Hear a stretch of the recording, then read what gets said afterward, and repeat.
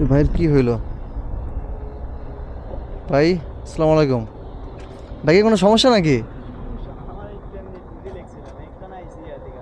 ও তা এখানে এখানে রেস্ট নিয়েন না, মামলা খেয়ে যাবেন কিন্তু। হ্যাঁ হ্যাঁ। এরপর বন্ধ হয়েছে বাসা কই মাদারপুরে? সেতুর কোথায়? নড়িয়া। ও আচ্ছা আচ্ছা। এখন কি স্টার্ট হচ্ছে না?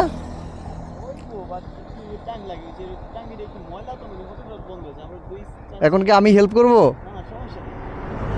দেখেন তুই হয় কি না।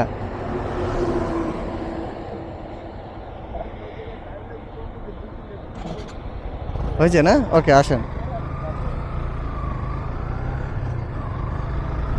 পদ্মা সেতুর উপরে তিনি একটু বিশ্রাম নিতে চাইলেন, তবে গাড়িতে একটু প্রবলেম দেখাচ্ছে। তবে এই জায়গাটা বিশ্রামের জায়গা না।